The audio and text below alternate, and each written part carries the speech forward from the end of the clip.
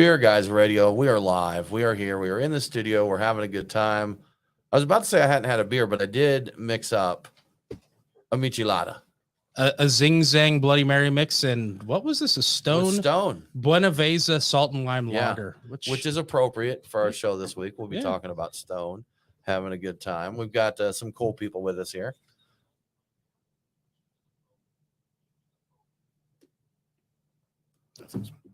What is that? That wasn't even us, was it? That was me. Was that you? Did it? I was about to share it. I got a little crazy. Oh, it was Echo. Okay. I was like, I hear somebody talking. Didn't we just talking about silence and phones?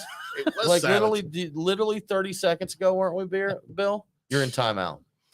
No beer for you. He was doing fine earlier. Now he's just middling.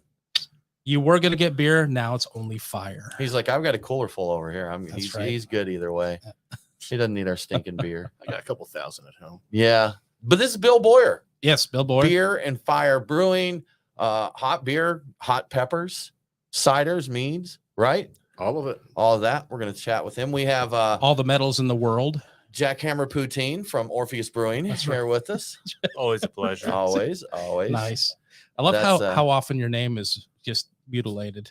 For people's entertainment, basically. I should not even explain that. We'll just call him something different every time we refer to him. And that. So I'm used to it now. That is Jason Pellett. Jason Pellett, for those that aren't in on the inside joke, Jason Pellett, Orpheus Brewing, the brewmaster. Orpheus Brewing here in Atlanta. Jason, how old is Orpheus now?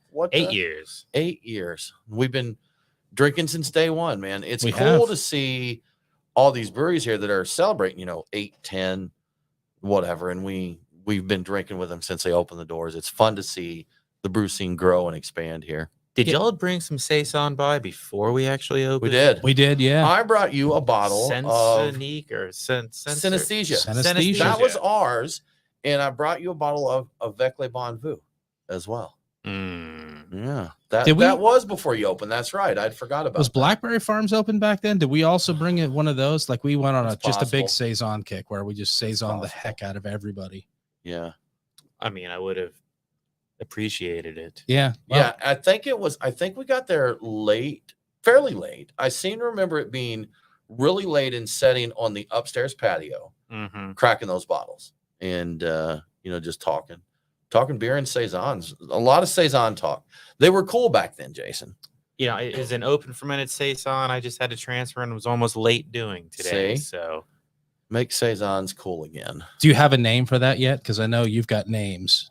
I don't. The thing is, the names take forever. Sometimes delays or releases are delayed waiting on my names.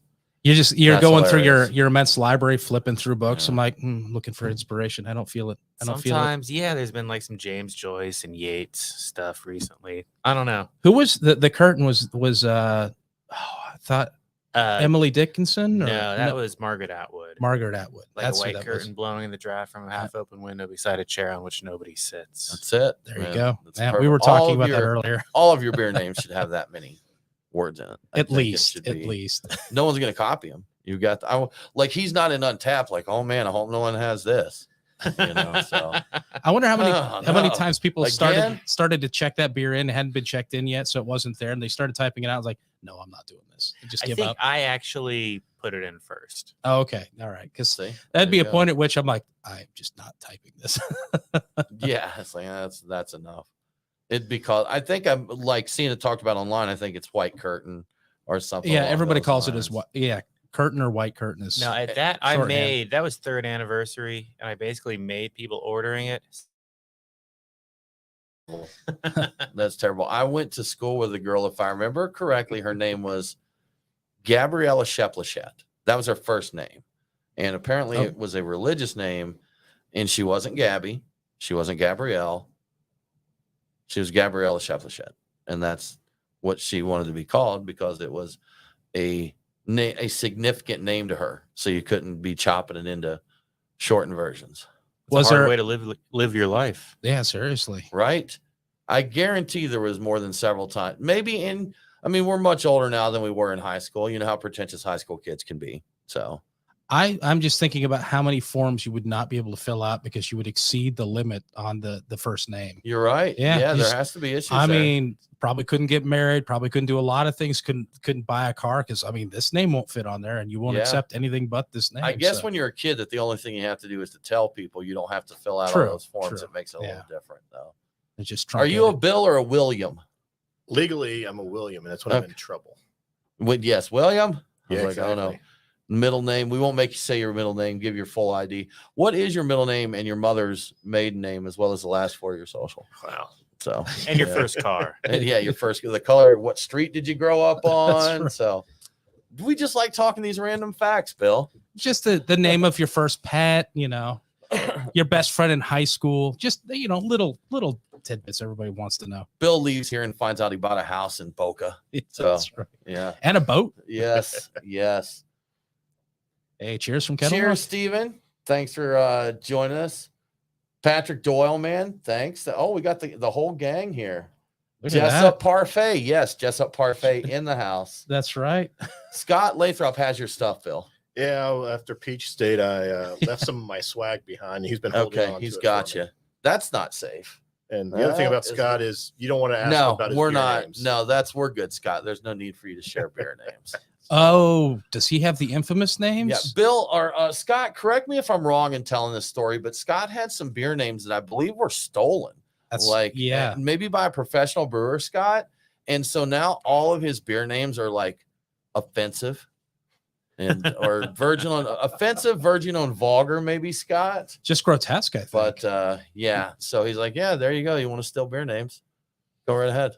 I liked our approach in home brewing to just looking around the garage, the brew house, and just naming like 3 or 4 things Mhm. and putting this together as a beer name. Gas can Viking helmet was a very good beer. It was Yeah, a good, it was a good beer. beer. And great. Person, woman, man, Yeah. camera, Yeah. Camera. TV. Microphone. Exactly. There you go. A few more words, and you got an Orpheus beer name. Just a few So- more. We did one, gosh, what was it? We did that one, and then Stillwater came out with one like Hi-Fi vacuum cleaner or something. I'm like, wait a minute, they're still in our They're stealing our methods here, man. concept. They're still in our naming convention. Stinking Stillwater. I mean, you Speaking gotta of Stillwater, Jason, are you familiar with these? Have you seen the Tops Garbage Pail Kids brewer cards? I've seen them online. Yeah, so we've got Tops did a official Garbage Pail Kids set, and Nate, I'm gonna see if you can help since you're a little closer to the camera. Let's see who I'm gonna give you one here. So this is There's Todd Boera in there. there I know was that. Todd Boera. Yeah. So here's Firestone Walker. Firestone Walker's got one here, but let's see if we can get a zoom on that. All right, Nate, what's the name on that one? Merlin Matt. Merlin Matt. Is that a drum kit, right? Is that what that is? There but there's a set of, I think it's like 10 cards here that are brewers, and there's some the Todd Jason Boera C. one seemed like it Oh, might there's not Todd. be accurate. there's Todd from Fontaflora, Todd Boera, trying to get these to where they can be viewed. We need a better zoom on our camera, Nate. We really do. We're doing all we can here, people. We promise. That card needs more beard. I Yeah. mean, based upon Yeah. the last time I saw laid Right. eyes upon a picture of Todd Boera. So. Exactly. But we've got that. We've got Senadarius Rustic Ales here. I know Firestone Walker, Oxbow, Alchemist, Fox Farm. There's that. Stillwater, as we were mentioning, Fox Farm. There we go. Bottle Logic's up in here. And keeping together. Oh yeah, that's Avery Swanson's. Okay. All right. Cool. I was not familiar with that one by name. Did anybody She's- approach you about being a card? No, I mean I don't answer my phone, so maybe, but maybe, probably they, not. maybe they did. No, but Brian, do Avery. you see how special you are that you got a response? No, he responded to me. It's not everybody did. it was luck. Jackhammer Poutine returns your call, man. So- I thought his name was Jackson Poulet. Oh, It's- What did you say, Yes. Jackhammer Poutine? yes, yeah. The Canadian wrestler. That's right. The Canadian luchador. Just for those, Jason Pellett, Orpheus Brewing, Yes. inside joke, local community. I believe the story there that got that started, Jason, was I think someone talked about visiting your brewery. My hubris. That's right. That's right. I forgot about that. and I think they called you Johnson or something. They got your Jackson, I think. yeah, they got your name wrong, and we're talking about your hubris. That's right. That's right. And from then on, anytime someone mentions him there, and everybody that's a regular on the forum where that happens, they know exactly what we're talking about there. If you're a newbie and you come to Reddit ATL Beer, we apologize. You're gonna have no idea what's happening. It's a most lot of the time. Well, it's like anything in Reddit. There's a ton of inside jokes that get beaten absolutely to death. So that's Reddit. That doesn't sound like ATL Beer. They wouldn't do that. They wouldn't take a No. mildly funny thing and just beat Just it absolutely destroy to it. death. Destroy it. All right. Well, there's a good intro. Some jibber jabber. Good time. Did Scott Hop North? See, that one's fairly mild. Yeah, that one's fairly mild. We did a Noel Noir. Noel Noir is the one. Which was our dark version of our synesthesia saison. Dark fruited saison. Dark fruits, yeah. Figs, dates, currants, and I think we used raisins? I used a different. I don't think we used raisins, but maybe we did. Dates and currants and maybe raisins. I don't know. And we used a different yeast than we typically do. I like 555 or instead of 565 or something like. I don't There's remember. really no way to know. That's going back a lot of years. All right. What are we drinking on? So we've got a few beers we're going to get into, y'all, but we're going to go ahead and pop this open from Deschutes Dry Hopped Zwickel. And this is a collab with who, Brian? Bitburger. With Bitburger. All right. So we'll crack this open and get it passed around. I've been meaning to pick this one up. Yeah. Get your Zwickel on. I know Brian's got a 12th labor that he brought, some Orpheus fun. I do. Jason, you bring any fun stuff? I brought some of our Oud Creek fragmentation. Oh, of that silence. sounds good. That is in the fridge now. I have not had that one. So that's the one Pierre Tilken said was that it? unbalanced. Okay. Too much. I was hoping that reference would come up we- this time. And I That's was right. thinking about it. It's like, who was it that did that? And do I have one of those beers to sneak in? And Jason's like, well, it's not even like yours are the best goozes out there. Exactly. Like you know anything about that. All right. I've got at least another one at home. So go ahead. Who is the brewmaster or head blender at Dre Fontaine? Oh man, it's I should know this. Michael, I think. Okay. He'd be the one whose opinion I would value. Like it would hurt me on an emotional level if he trash talked my beer, because that's how highly I think. Did We've you? got Well, I love at this festival I did in Leon recently. I shared some of our 4-year spawn blend, and the main guy at Durank, one of my favorite breweries, kind of chased after me to like thumbs up it. okay. I was waiting to see where that went. It's like Chased you down and then gave you the Backhand? European backhand there. he kissed you on both sides of the face with the Do not backhand. bring this here again. So, Also, thank you for attending. So it was Yesternow, and I forget what the other one was. Yesternow was 2-year blend, and then 3 years was I can't remember the name now. Yesternow was just 2-year. Yeah. Like only 2-year-old stuff, and then Everything Lasts Forever. The Everything first Lasts release Forever. was a 1, 2, and 3 year, and then the second release was 1, 2, 3, and 4 year. And we're actually about to do the third blend of it. Everything still which- lasts forever. yeah. Bill, do you keep up much with commercial beer other than like your local hangs? It's hard to keep Yeah. track of everything. Even in Georgia, I mean, the Yeah. amount of breweries that have opened up, it's a Well, lot see, harder. when Brian and I were homebrewing, we were very much homebrew and commercial beer. We did that a lot, but in the homebrew clubs, I was always surprised because there's some of those homebrew fellas, they just don't know anything about it. They don't care. You know, they're like, I brew my beer. I make beer, so I don't have to buy no it. need to do that. This is why I brew. I drink what I brew. So Yeah, but back then we didn't have as many breweries around either. we didn't, but I still think I think it's more the old guard is very much, you know, like the guys that may have started brewing probably before Carter made it legal. You know, some of these guys that they're completely happy with just drinking what they brew. And I've tried some of them. They shouldn't be. They should really get out there and see.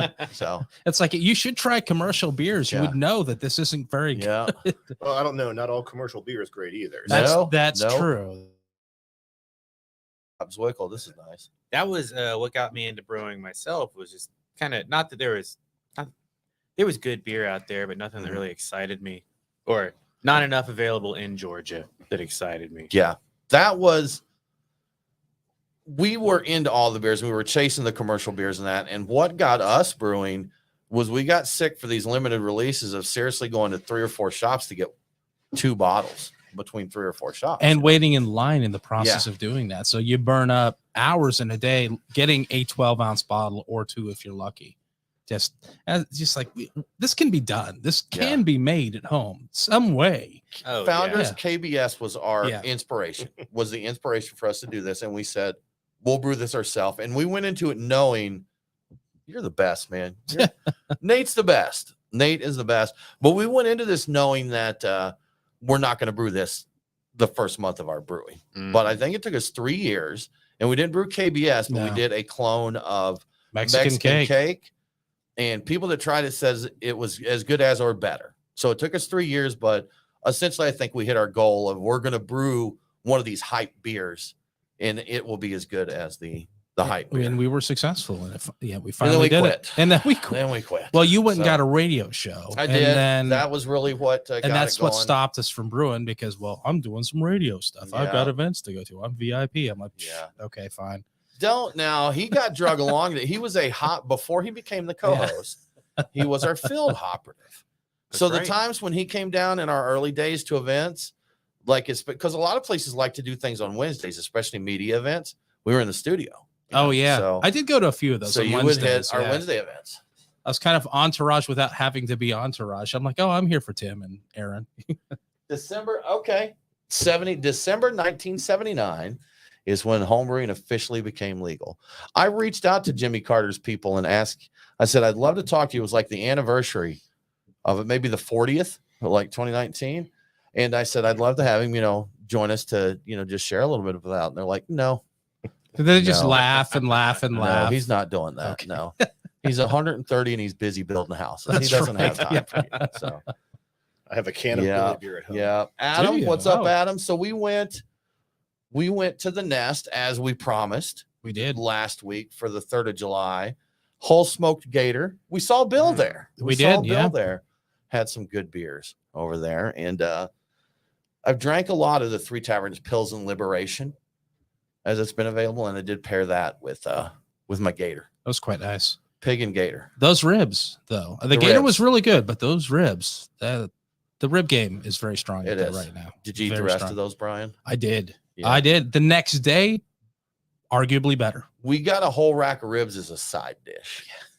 So we ordered. There was an upcharge for it. So can I get that with a side of ribs? I'm like, no, there is a slight upcharge. $25 side or whatever it happened to be. I don't know.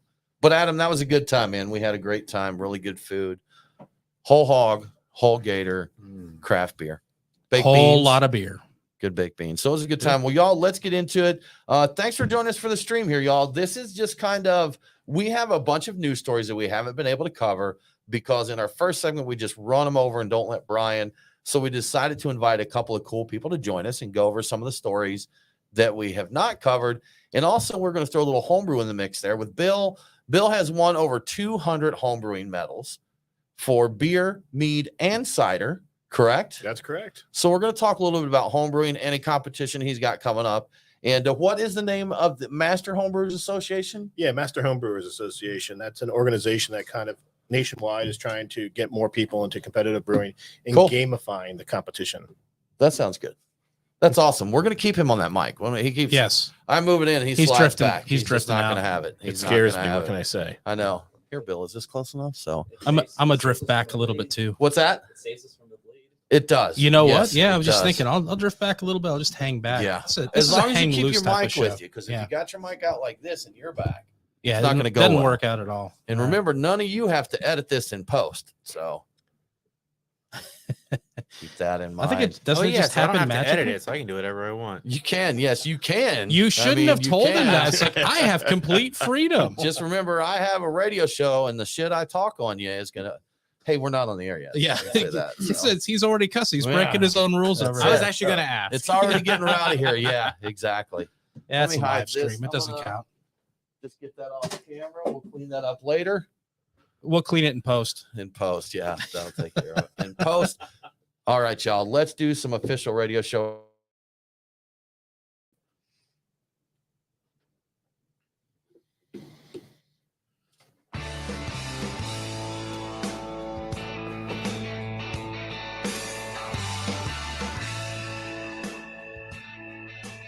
Open up a tab, grab a seat, and pour a pint.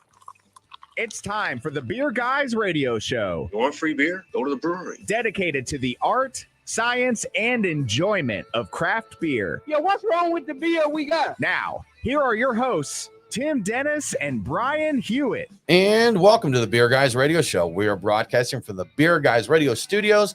And this week we're having what Brian calls our craft beer discussion panel. We've got some cool guests with us here. I am Tim Dennis, and with me as always is my good friend and co-host, Brian Hewitt. Hey, Tim. So joining us today, we have Jason Pellett, the brewmaster for Orpheus Brewing, and Bill Boyer, homebrewer extraordinaire of Beer and Fire. That's a home brewery. And we're going to talk about a variety of beer news and current beer events and just everything that comes to mind. Maybe some news. Yeah, some home brewing stuff too. Just discussions. You know, we decided it doesn't always have to be what's your brewery brew? What do you do here? This and that. We're going to get cool people on and just talk about things relevant to craft beer. Yeah, that's exactly it. It'll be a good time. Well, thanks for joining us, guys. Always a pleasure. Thanks. Absolutely. Bill, your first time in studio, right? It's correct. I'm still trying to learn this microphone thing. You'll figure it out. He's got it. Bill's a smart guy. He's doing fine today. Turns out you talk into it. Into it. What? He was beating it on the table earlier. At least we got past that. We got past that. We all Jason, what is the largest package you've ever put your beer in? 8-pack.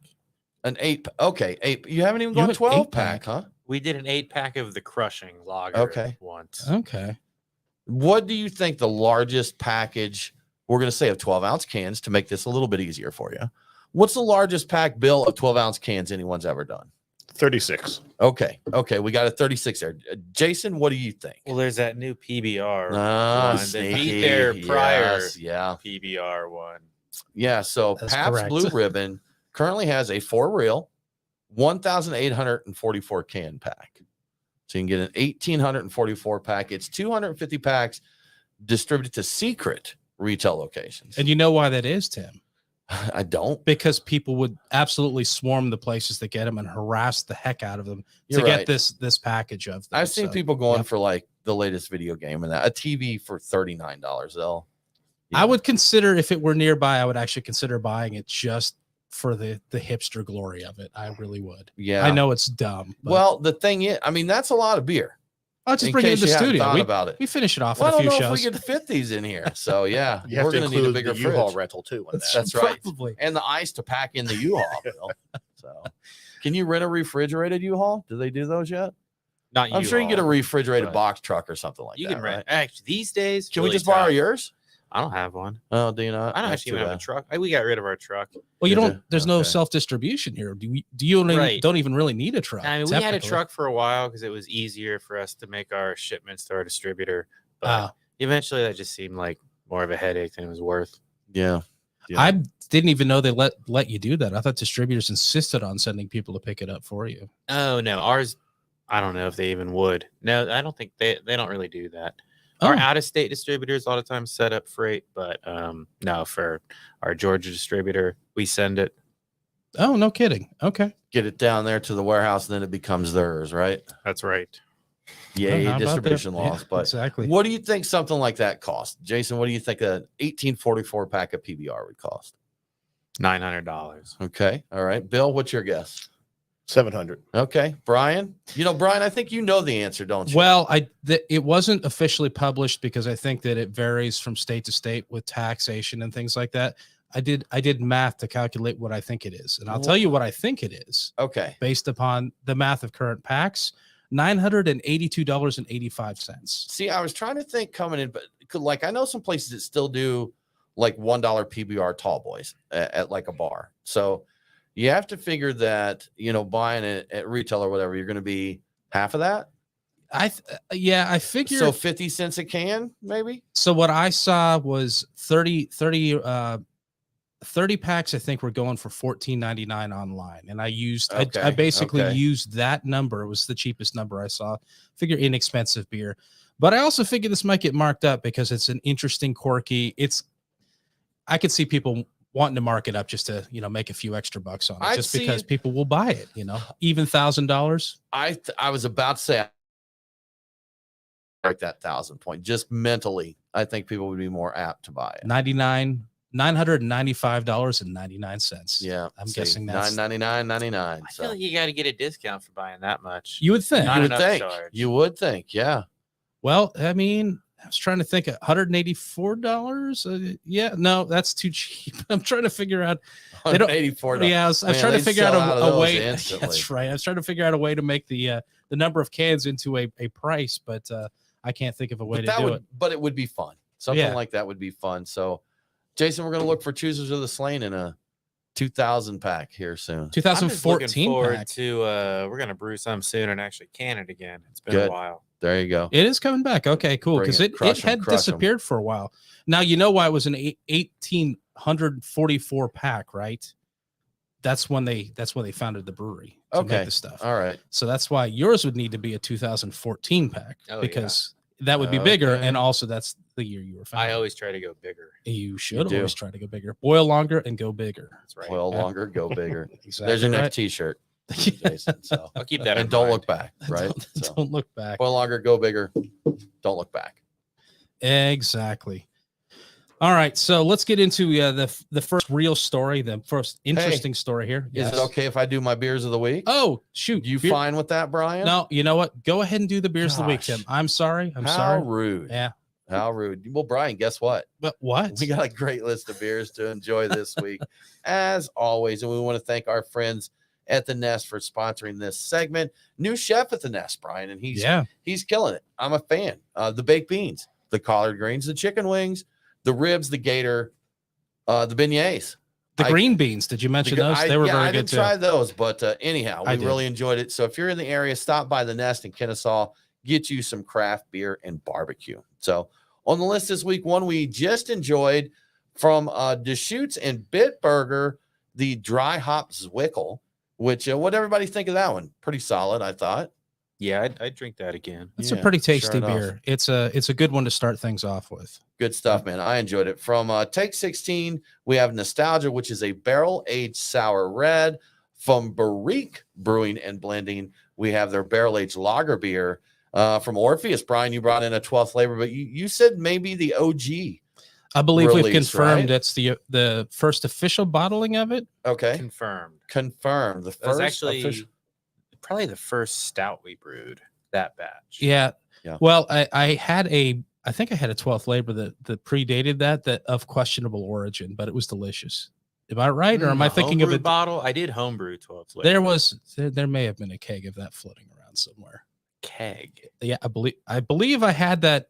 I don't want to throw anybody under the bus, but I believe I had that at a fine drinking establishment. Oh no, that definitely did go on tap. I guess I shouldn't name the place. Probably not. Oh, I think, okay, Right? now I know And I where thought- it was. I thought this and is who did it. Okay. fantastic. And then when it came out in Yeah. bottles, of course, I bought several of them. That never happened. Yeah. Never. Never happened. That's just I'm happened. just making it up. I miss Well, those days. That was fun, wasn't it? But Jason, you mentioned you brought something as well. What a creek, I believe. Our Oud Creek, our Awesome. spontaneously fermented beer with Serbian Oblasinska cherries. Wow, that sounds fancy. That sounds I look forward to fantastic. trying that one out. So that's it, Brian. Thanks for allowing me the time to share the beers of the week. You are welcome, Tim. Yeah, you want to jump right into it now, Brian? Yeah, why not? Do So we have time to even jump into it? I think we may be totally out of time. Are Yeah. we wrap it up time? No, we got a little time. we are really close. I can at least tease it. As you may have heard, I'm going to start off because there's a good foundation for other stories coming up. As you may have heard, Modern Times was sold at auction. So Modern Times was auctioned off on June 17th. It was expected that Maui Brewing might be the winning bidder, and there was some drama with the bidding process. Anaheim, California's Brewery X officially acquired Modern Times for $20 million. So that's the intro. And I think when we come back, we'll get into some questions and some of thoughts the details. about that. Who is Brewery X? Exactly. That is one of the questions. And there's Okay. some interesting drama with the bidding process that people may or may not have heard about. So we can talk about all these things. It will be interesting because we've seen with who was the convicts, crooks and convicts, or Oh, Kings and Convicts. Kings and convicts. Yeah. They bought Ballast Point. Ballast Point, I think. Yeah. So and then Brewery X comes up. What is going on? out I'd there, forgotten man? about that. Yes. I can't wait till we have time to talk about this more. It's going to be Okay. a It'll be good time. fantastic. So check out the next segment. But until we do get more time to talk, we're going to take a break. You're listening to the Beer Guys Radio Show. This is our craft beer panel discussion with Jason Pellett and Bill Boyer, and we'll be right back.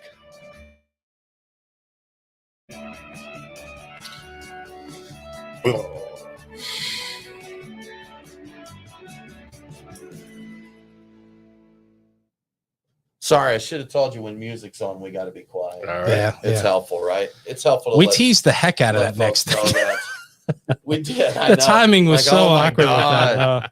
Oh well, that's fine. That's fine. It would have been a little bit better had I not forgotten about the beers of the week and tried to steal your time. Yeah, Adam, I've seen them. I think it's usually a dive bar thing that does that. Yeah, Dollar that Tall they'll do Boys. them every night. I'm Yeah. sure I've seen somebody talking Not about that doing long it ago, recently. I think, Yeah, yeah. which I'm not sure how they're still able to do it. Maybe they're $2. Even $2, people are like, $2 or oh, that's a $3. good deal. I'll do that. Yeah. I feel like I've seen a $1 Tall Boy. I'm- Maybe it was some special It may have been. one-time craziness thing. No, or I don't really something go to like those places. that. I don't either. So that's it. Yeah, No. I'm trying to think of where that that closeout beers maybe. It'd be Yeah. hard to do in Georgia because if to do a special, you have to do it the entire day, though. Right. You do. That's a You good do, point, yeah. Indeed. That's why I haven't been You there in familiar with ages, these but guys, I Bill? still get Brewery out of Nope, never heard of Nashville. I still get the texts from what's the place down by the park? Oh, Parkview class of 99. Oh, nice. Represent. oh yeah. What's the brewery down there by the park, Tim? I'm forgetting the name. I'm losing it. Orpheus Brewing. There you go. That That's is, the they're one. right across from those That's guys. it. That I is, hear they do specials. Park when Tavern, right? Park Tavern, Tavern. Yeah, that's the one. Tim's still brewing there. Is Tim he? Shivani. Okay. Is Yeah. he still doing that? Tim Yeah, Shivani. like 1 day a week, half it. I No don't know kidding. exactly, Okay, Okay. I didn't realize I haven't that. I thought he was actually over made at the it. wrecking bar. He is. He is. But he was. I don't know how much he's actually brewing at Park Tavern, but they brought him in the last year or so, I think. Yeah. Just to restart brewing there, and Boy, that is one. Have you been in the brew house there at Park Yeah. Tavern? I feel like I've seen a picture. I've never actually. It's the been most up there. claustrophobic place ever, man. It's like just wedged in this little room, and most of it's vertical. Vertical, Like you got to wasn't- climb over, and I heard it wasn't designed by a brewer. I wouldn't doubt that. Well, we met, and I forget the owner's name there, but for one thing, his claim, because I know that Max Lagers claims to be the oldest operating brew pub in Georgia. He claims that's not a factual statement, that they changed the name, but that he was actually opened like a year or two before. But haven't they gone So- pretty long periods of time without actually brewing? I'm not even sure, man. It's I know that it sounded to me like talking to him, brewing wasn't really. It's like, yeah, I wanted to have our own brewed beer here, and that was about it. It's- It wasn't. I got the impression from, I shouldn't say a name, somebody who worked with them early on was like they thought it would be cheaper for them to just brew their own beer. Okay then. The mistake of many Okay, home then. brewers. Yes, yeah, but yeah, I mean, it was a good conversation. They do a thing talking about the all day specials, Bill. That's what I was getting If to. rain is Yeah. coming to, if it's going to rain that day, it's Dollar House drafts there. So you'll go, and they go by whatever the weather report is that morning. So if the weather report says it's going to rain, and then it's a gorgeous day, there's still dollar drafts because they have to stick to it. But on the flip side of that, if it starts off as a great day, and they have more issues with that, people will come in when it's raining and want the dollar draft. And like, now we're not doing that because the forecast said it was going to be a clear day. I was going to say I still get the text messages about that. I don't know how I signed up for those, Yeah. but I haven't seen one in a while. I wonder if they stopped doing that finally, because they did that for years. And that is why we have to do that Bill brought up there with the deals, Georgia beer laws. Yep. You can't have a special during a certain time of day. You can't do like a happy hour No happy hours. So if you're doing special pricing, it has to be for the entire all day. day long. Yep. Yeah, I we used to go to a restaurant. It was $12, all you could drink beer and wings. Really? Oh man. What Yeah, year was that's this? a good This deal. was shoot 2000s. It was the Diamond Days back in the day, and it was Miller High Life or something. But you know what? For $12, all I can eat wings and beer. Wow. That's think- cheaper than the tours that you used to be able to get, and like you paid, didn't you? Or I don't even know if you had to pay for the tours. You in the could early get a days. complimentary tour, but the way the Yeah. brewery would make a little money is they'd sell you a glass for like $12. But Yeah. you didn't have So to buy it. You didn't have to buy. You could get like you guys, the brewers had to provide A way if to someone drink didn't want to it. pay, Yeah. like little plastic cups or something to drink. And them we with. made it as embarrassing as possible. You got a little paper a little Dixie, Dixie cup. cup. Yeah. But still, But like, here you go. only it fluctuated, but only about 2/3 to 3/4 of the people that came actually bought the glass. Okay. All right. I remember when we changed the laws here in 2017 to where, they could do that, where you didn't have to do the tours and tastings, that from a lot of people about how that, and I got to admit, you go in $12 plus a tip. I mean, you're looking at maybe $20. And since it's long time past, especially if you were regular at the brewery, they were pouring a little heavier than your 36-ounce pours typically. So for $20, you'd go in and have you 6 beers or whatever. And a tip, it was a nice fixed price, night out. And I know a lot of people would go, especially like Sweetwater. That was the young 20-somethings like pregame spot. Oh yeah, Orpheus. We called it Club Orpheus on Friday. Yeah. You'd be all dressed up. It was weird. Weird. That's- I avoided it. The tasting room started I playing love like people dressing up for $12 of tour beers. well, because they started at Orpheus. And went somewhere else. I got you. So you saw Yeah. tons of sequins and that sort of it was thing. kind of wild. Good stuff. We used to like to hit the pizza joint after Orpheus. Veruni Up there, Napoli. Veruni Oh, yeah, Napoli. that's a great place. Yeah, we went there with Dan Reingold one time, I think. We did, and yeah. I saw him and Brian like hose a whole slice of pizza. They were a little tipsy and a little competition, and next they got like a Calabrian pepper pizza. They rolled it up and Ate the whole thing. ate it like a python, because that's what you do. sane people do. A That's nice thin crust. It's good pizza. I haven't been Yeah. over there in forever. That's That's actually. yeah. And you're I'd like to really hit it close again. by, so you don't have a lot of an excuse for that. Well, at least last time I was there, they didn't do much in the way of like single serving stuff. You had to get a whole pie. Yeah. That is a single serving, Jason. Well, okay, if you believe in yourself. Yes. That's like, yeah. I believe in you. I think it can Yeah. be. Well, Well, you can always take half of it home. True, but if I'm just looking for lunch, All right. Yeah. You want to go get a slice or two, and I'll tell you what I do. I go to Publix and get Pubs I up. turn a Pubs up, but I get the Yeah. salad version. Okay, fair. That's a good call. Great salad. That's a good call. I've never done that at Publix. I've done it at Subway. It'd probably be even better to do it at Publix. Man, but that I like their the bread, though. Italian sub as a salad. Yeah, That's it right good there. stuff. I'm gonna go in there and get the buffalo tender sub as a salad, but Mm. it's just gonna be a bowl full of chicken tenders with sauce. on Oh, them. so when you're saying as a salad, I'm like, what are you guys talking? Oh, so just no bread, you throw it in a bowl. No bread, but just put lots of lettuce Oh, and yeah, spinach that's in there. interesting. Yeah. Yeah. So I went a Subway story because I know that's what everybody's tuning in here for. This was back when they were doing their $5 footlong thing, or I think they bumped up to like $6 or $7. So I go in and I'm like, yeah, I want the chicken teriyaki, but I want it as a salad. They're like, okay. And they put the meat on, and it's just one of their little trays, which is a 6-ounce portion, Jason, which I'm not standing for. Mm. And the salad was like $7.99 or something like that. And I was like, well, wait a minute, is it just that? They're like, yeah, we can do double meat, but it's like $2 more. I'm like, wait a minute. I said, but your foot-long sub is $6. Well, yes, sir. I'm like, well, you can't give me no, the salad is $7.99 plus $2. I'm like, so I can get a foot-long sub with that amount of meat for $6, but the salad's going to be $9.99. Yes. And I said, I tell you what, can I get the foot-long sub, but can you leave it off the bread and put it in a bowl for me? She's like, Right. yeah, no one's ever asked that before. I'm like, well, then that's what I'll do. So Real man of genius. yeah. So That's fantastic. Subway salad. I've All never right, so- tried the bowl version of it. I've done the Five Guys as a lettuce wrap before. I thought I was being Yeah. cutting edge with that. So crazy. I've done that. I actually did that today. I did a sub as a salad from Subway. So, but it's the way to go. Carbs. Could I have a salad but put it on a whole loaf of bread? It is basically a whole loaf of. It's a baguette, basically. Yeah. It's Could I a- have an entire baguette, please? Excellent. Like those restaurants you go to, and it's like, oh, you just ordered a huge meal. Can I interest you in an entire loaf of bread before your meal?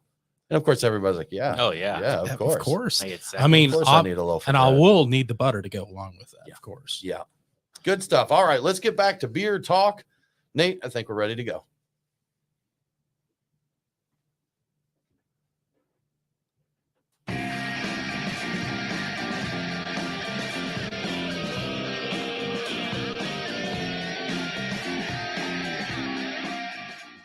Follow the Beer Guys on Facebook, Twitter, and Instagram. Roger, Roger. What's our vector, Victor? Now, back to the Beer Guys radio show. Welcome back to the Beer Guys Radio Show. Remember, all episodes are available on demand. So if you missed the broadcast, get the podcast. Beer Guys Radio is available on the Podcast Park and all popular and unpopular podcasting apps. Now let's get back to our beer discussion panel. Beer panel. Before we went to break there, we teased for a very long time. Yes, we Then did. we're going to talk about this Modern Times deal, and it's just crazy seeing this kind of stuff going down. So Modern Times was winning brewer being Brewery X Yes. out there. $20 million, So, Tim. crazy deal on this one. Bill, do you follow this, or have you seen any of the news with these auctions and sellouts and all of that stuff? A couple of them I follow. This one I really haven't been following. That. Yeah, it's crazy. Well, I talked to some people in San Diego that, not necessarily beer people, but they had no idea.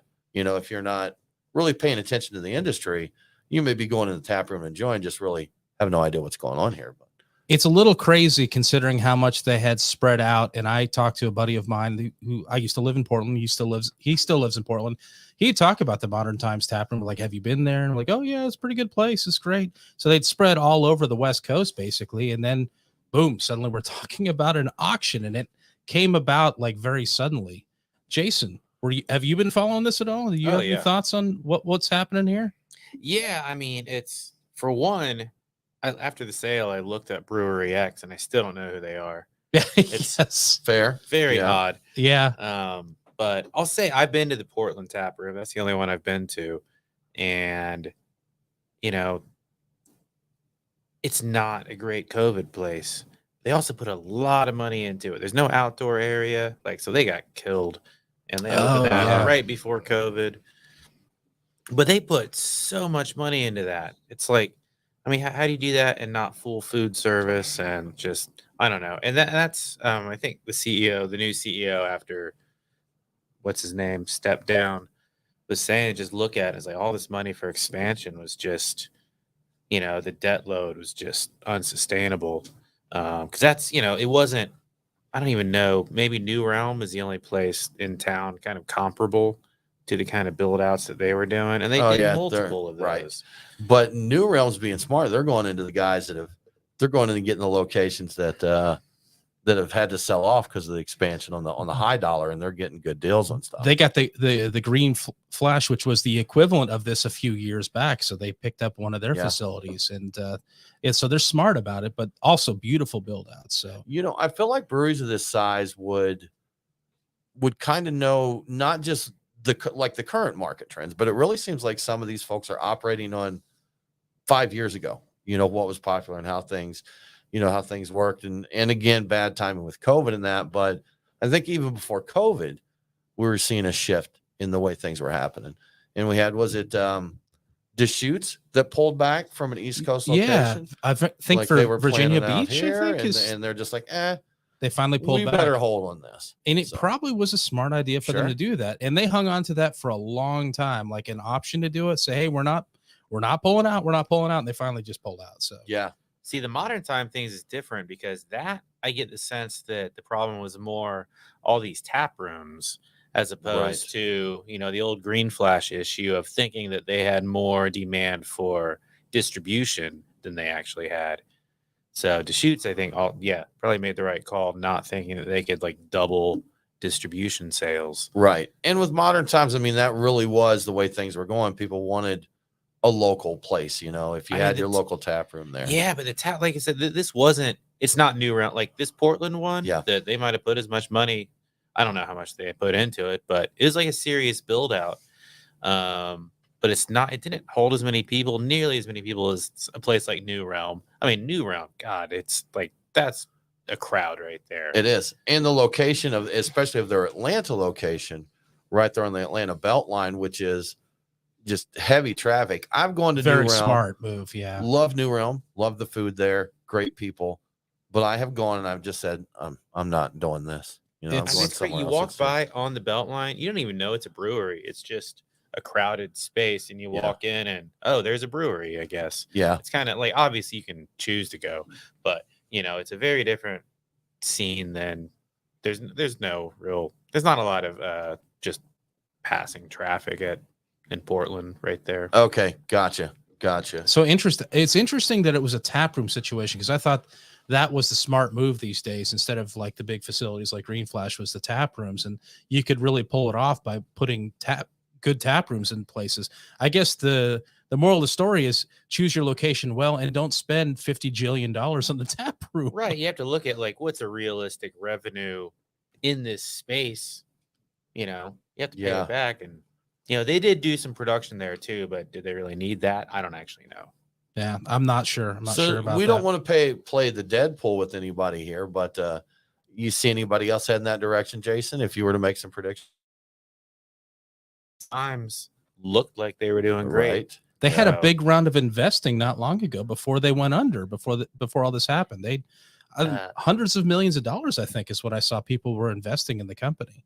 So this is I'm trying to think. I can't recall off the top of my head, and I'm sure I'm just missing something, but I can't think off the top of my head of another brewery that is at least currently going out and building a lot of satellite locations. I mean, Highwire, They've done a few, right? they've done a number. I mean, Monday I night, think but Burial Monday just night opened. seems like they're going slower. Yeah. A Burial's Controlled doing growth. a number of. Burial's got one there. Yeah. Yeah. Oh, Sweetwater went to Colorado too. Sweetwater. you Yeah. know what? And you know Sweetwater's what? doing some expansion, but they got some Yeah. big money behind them. They got some of that weed money. They got weed money. That's true. They do got weed money. Yes. Congrats, Freddie. Great Is job it there, man. is it So, Afria or did that place get I bought think out? they got bought. Yeah. Didn't they? It's So it's probably Calgon or it's some Procter of that- Gamble by this point. some of that new weed money, you know, Yeah. not the old weed money. Johnson and Johnson weed. That's right. You know, so speaking of, you know, selling and buying, we've got, I think one of the bigger stories is Sapporo buying Stone. The deal was valued at $165 million. Stone owed $464 million to PE investment groups. Stone had been the 9th largest craft brewery in the U.S. and 18th overall. And there have been a rash of other sellouts that I think we've all heard about them. We had the Modern Times auction. We had the situation between Sam Adams and Dogfish Head, and things like Monster buying Canarchy. So all kinds of fun things going on. Were you guys surprised by this? Was anybody surprised with this? Jason, we'll start with you. Surprised? No. And if I would have known their debt load, not at all. Yeah. Right. Yeah. I mean, That- but it's, you know, who buys Stone anymore? You know, that's We got a can here on the table, man. We just drank one before. I was going to mention that. The Stone. Buena Vesa? I think? Vesa? Buena Vesa Salt and Lime Lager. Yes, Yeah. we did pick that up for the Mexican Lager Show, I believe. I think it's interesting, and I will say that I'm going off of news tidbits and things that I've seen. But looking at Stone, the Greg Cook, the attitude when the Berlin tap room failed, the problem was Berlin. The problem was Germany. You know, this and that. I think it was 2013 or 2014. He very famously tweeted, "I will never sell out. You know, I've built the Yeah. company up to continue on." And things seemed through the Keystone lawsuit, there just seemed to be a desperation there. Like they needed this, you know, just kind of reading between the lines. And I thought it was interesting. I was not surprised when I heard that because, and even not knowing their debt load, it really didn't seem to be a shocker. And there were rumblings out there that, hey, these guys are hurting. Like you said, I mean, no dig at them. They really helped build up craft beer in the country. Oh, I mean, But not a lot of people are rushing to get Yeah. the Stone releases Right. these days. I don't even know what their beers are anymore. They still make Buena Arrogant Vesa. Bastard? I don't So, know. Yeah. Well, I do see people checking into the drink buys still, especially on the 7-4. special days. Yeah. Yeah. 7-4 was a big one. Wood Stout. Yeah. Yeah. Wood Stout. Mm, there you I go. Yeah. still enjoy that one. And when I see that, you know what, Tim and I have differing opinions on that. We Wood do. I Stout. don't care for that one. I I get like a it. very like the bitter part in between a walnut skin is what I taste in that one. So, Oh, okay. yeah, Mhm. not a fan. Not a fan. Indeed. So, Bill, were you surprised by this? I don't think we touched on you. Did you see this coming or? You know, I was surprised Sapporo. I didn't realize they owned that many business or that many other breweries. Because I know when I used to work on a company in Canada, they were contract brewing like Molson to make Sapporo here and stuff. So I didn't realize that they were buying companies and stuff. Yeah, this is really going to amp up their production. I think it's going to double it by next year. I think they're going to double their U.S. production as a result of this purchase. I want Walmart to get into the game. I want Walmart to start buying breweries, and I want everything to just, you know, really get broken down there. Yeah. So, but we'll find out more about that in just a minute. You're listening to the Beer Guys Radio Show, and we will be right back.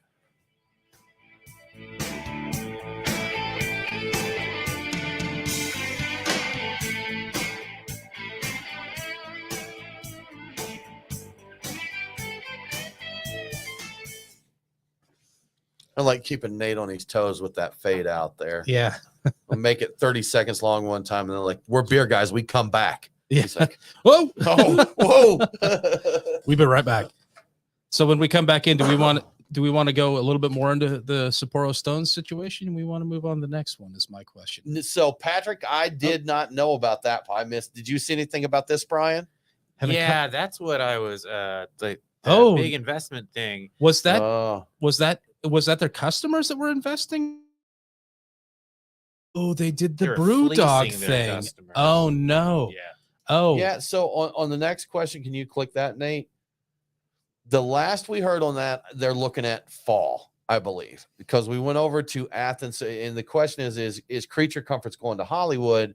We were over for their anniversary over in Athens, Georgia recently, and talked to them, and it's in progress. Like anybody, COVID slowdown, construction City delays. stuff, right? What's that? City. Yeah, Licensing. all Oh, the I'm stuff sure. that goes along Stuff, with I it. think. if you're opening up in California, Yeah. man, that's not easy. The to brewery do. that the Avengers built. That's right. basically, It basically is. But yeah, Thor's so Brewery. they are still working on that. They convicted Oglethorpe. I don't know what we're talking about here. Anybody? I That's don't so know. Oglethorpe, for those wondering, Oglethorpe has been convicted. That's all right. So. He has been convicted. Stone never has a debt load brewery bid number. Last two Woots have been horrid.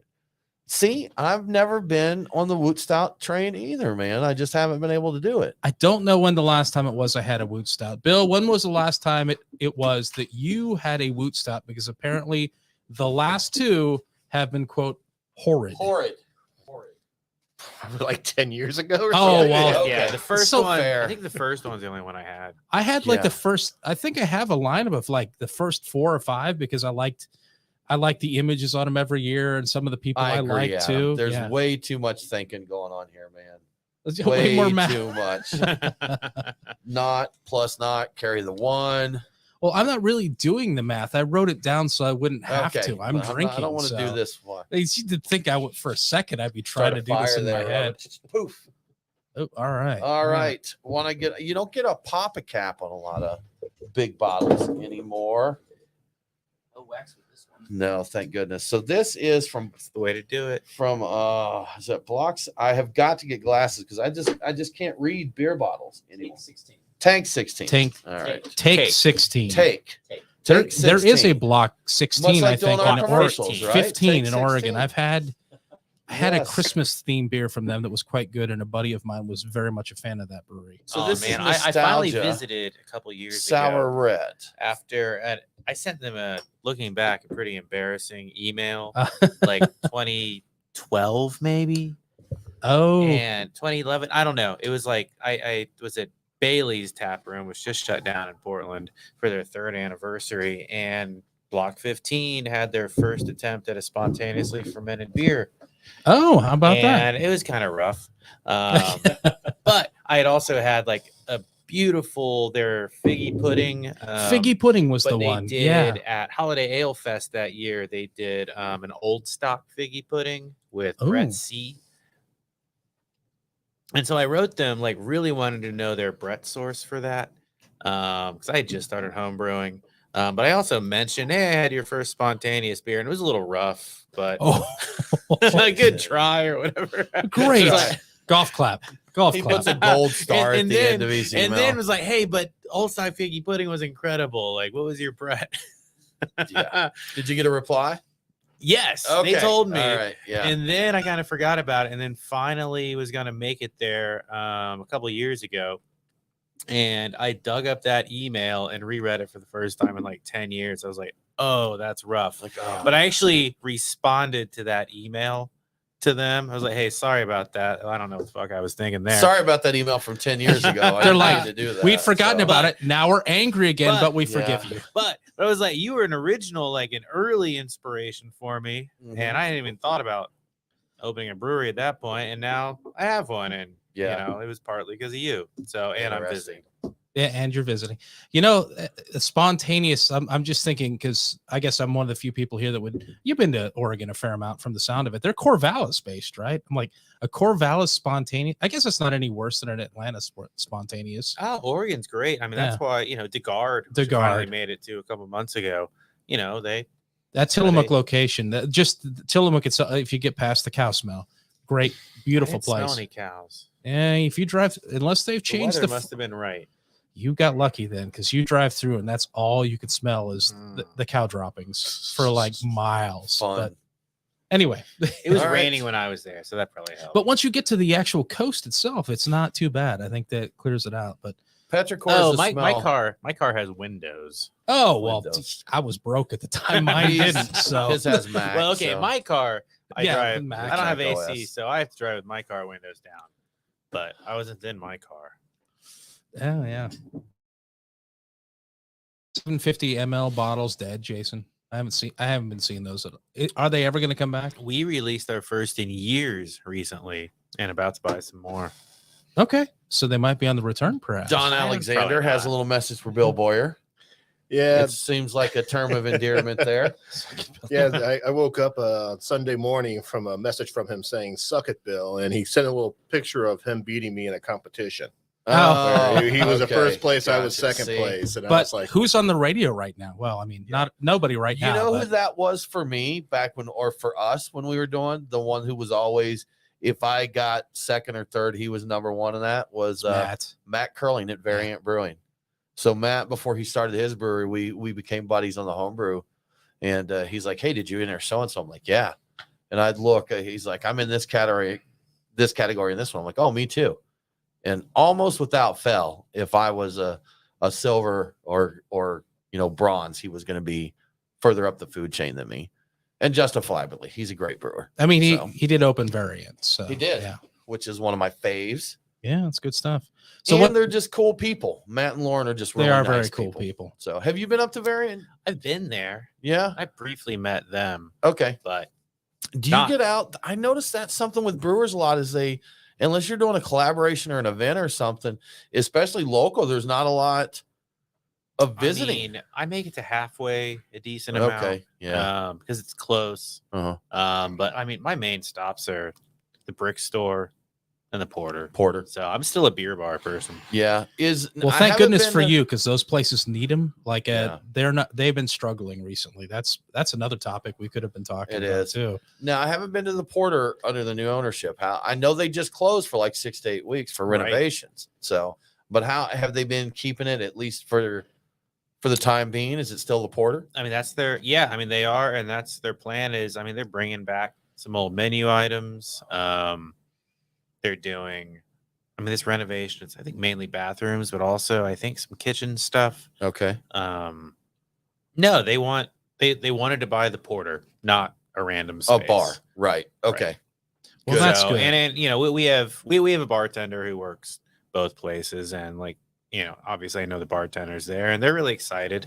I mean, Nick and Molly, you know, some of my favorite people, but they're like a lot of us that made it through COVID, just tired. Like that's and that's one thing I wondered. No dig on the new owners at all, but I'll go back. I'll make a judgment call later, but I'm just like, man, Nick and Molly kind of are the Porter, so it's Yeah, but you know, they're they part of the built heart and soul something, there. and They that's did. that thing is New memories. being sustained. Hopefully, I think it's probably good. You know, I agree. I was just thinking, that was, they just kind of, that's what the Porter feels like to me. Nick and Molly are there. I've told the story a few times of going in and getting side pull or a slow pour. And when the server was bringing it to us, she had it on the tray and someone stopped her. And so the head started to fall a little bit there.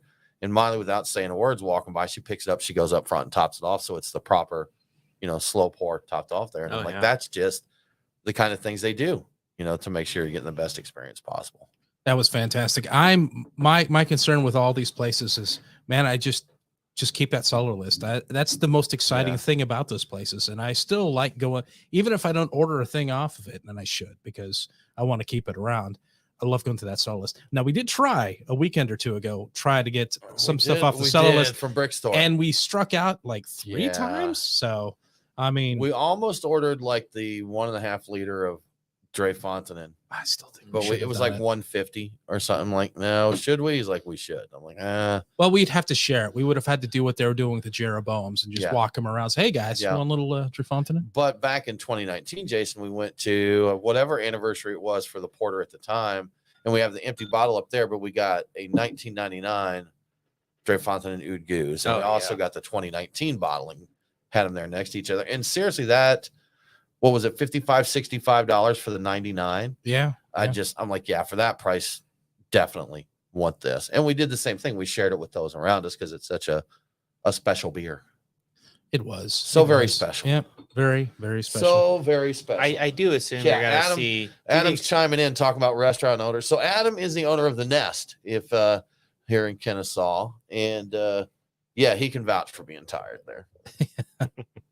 What did you put in the 750? Because we got side railed on that. You just picked up some 750 bottles, put beer into 750 for the first time in ages, and I'm curious what went into it. Ricky's Hot Tub Feed, Saison, collab with Frame Shift. Frame Shift. Oh, Okay. the Frame Shift beer. Yeah. Okay. Yeah. But I think I'm gonna put this Saison that I was working with today. I think that if I bottle that, that'll also go into 750. Cork and cage even? No, Just cap. just caps. Have you, Green bottles. Yeah. Jason Pellett, thought of doing a still sour bag in a box?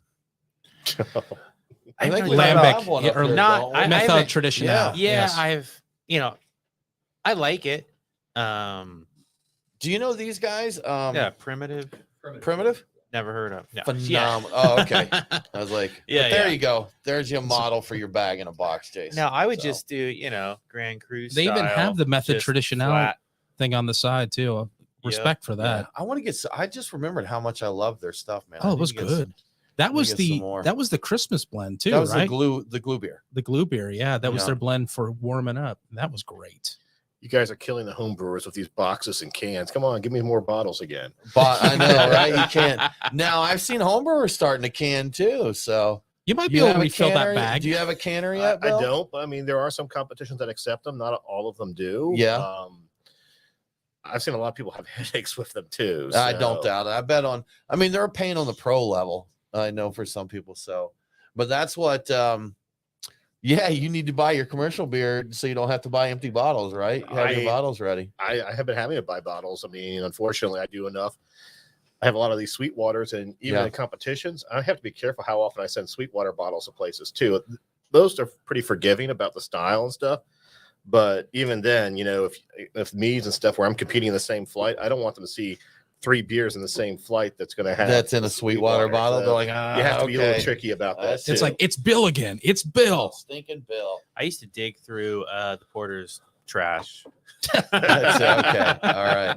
Quote of the show. I Yes. used to dig through the porter's trash. Jason Pellett. Yeah, No context. I used to do that. that's it. That needs to be on a t-shirt. So- Yes. I actually just got 40 cases of Clear's twist off bottles. Okay. That a brewery bought they didn't need. And All I figured out I had to buy special twist off caps for it. And I think they're going to work. So we'll see Cool. how it works. I don't know about that. I still Wow. like the old Grolsch bottles with the swing tops, the green did or the enjoy amber those. ones. I Yeah, I like like those. those. But on man. competitions, you can't do that. Normally, Oh, you so. can't. Yeah. Brian, do you know where Shiner beers have twist off caps? Yeah. Yeah. Do I know why? Do you know why? So they can get the beer out, That's right. That's right. or so you can get the So you beer out. get the beer out. That was fun. Oh, those are good guys. Shall we do some more Yeah. Beer Guys radio show? So what are we moving on to? Did we cover all the Stone stuff? Do Did we we- need to talk more Stone stuff? Those on the live stream, we had some questions. Did we cover it? Nate, can you bounce we get back all of over them? there, sir? Oh, we wanted to talk about them asking for money there. And you know what? Yeah. I think I seem to remember maybe when the deal was first announced that they did they do some kind of club, Jason? Like you bought in and you became part of a club? No, it was. I mean, they do have like a membership thing. Yeah. But this was like a buy a steak, and it was basically nothing that you were buying. It was Buy a steak. Is it pretty much equity for punks except for modern times, or is it different than I that? think it was. I don't quote me on this. Well, I'm being recorded, but Yeah. it was, so I don't want to. I don't want to. I didn't too say much, this. but We can mute something so like that. Something like that. Something little like bit- that. little bit like Okay, that. fair enough. Do we want to talk on that more, or we want to move No, on? I think let's move it on since we've got so much. We don't want to waste anything here. Brian, let's skip the wastewater story just because of time. Mhm. So We can the always New come back to Jersey it if story we- I think is a big one, and we don't want to miss out on brew talk and homebrew talk. That is fine. That is Yeah. All right. So let's come on back in and let's do this.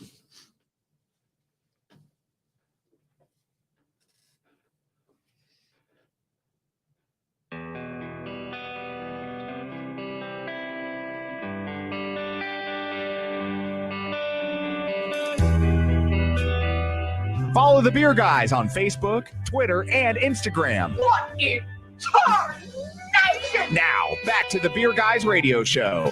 Welcome back to the Beer Guys Radio Show. I want to give a quick shout out to one of our great radio affiliates, WRMN 1410 AM in Elgin, Illinois.